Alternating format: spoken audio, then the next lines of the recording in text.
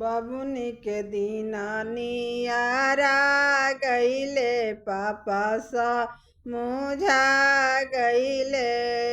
बबुनी के दीना नियारा गईले पापा सा मुझा गईले। बबुनी बूझी सा मुझी घरवा राही हऊ हेरे घरवाया पनऊ हेरे घरवाया पन। बबुनी बूझी सा मुझी घरवा रही हऊ हेरे घरवा आपन हेरे घरवाया पन। कैसे में मानी पापा जी राउर बतियाव रूसे राउर बतिया। आहे मचिया बैठल या मारो है रे जा हमरो फाटी जई है। ए पापा मचिया बैठल या मारो है करे जा हमरो फाटी जई है। बबुनी के दीना नियारा गईले भैया समझा गईले। बबुनी के दीना नियारा गईले भैया समझा गईले।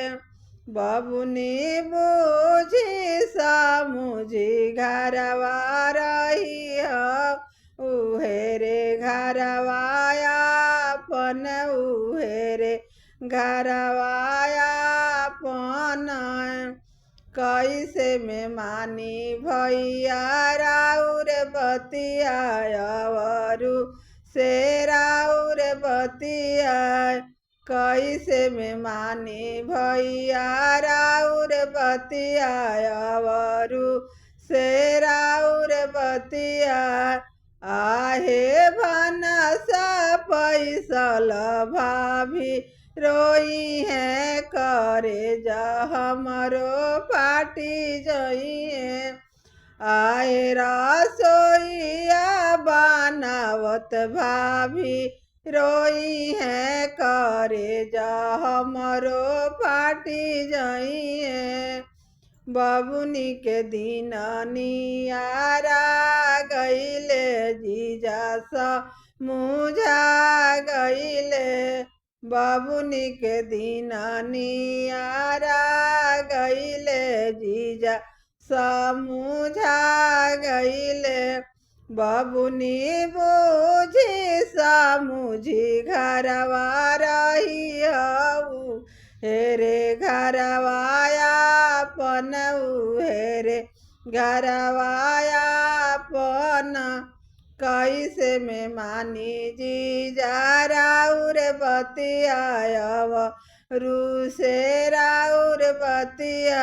आहे सिपुली खेलत दीदी रोई है करे जा हमरो फाटी जई है।